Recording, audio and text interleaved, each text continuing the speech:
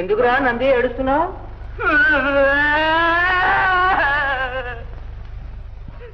నేను చచ్చిపోతాను రా భృంగి.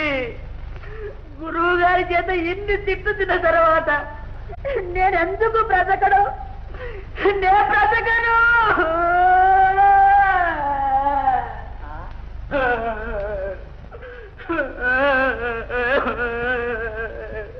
ఎలా చచ్చిపోతావురా? గురువు గారు చెప్పారుగా, విషం తిని చచ్చిపోతాను. విషం మన ఇంట్లోనే ఉందిరా. అమ్మగారు ఇంత విషం చేస్తుంటే చూశాను. ఉండు తెస్తా. రారా.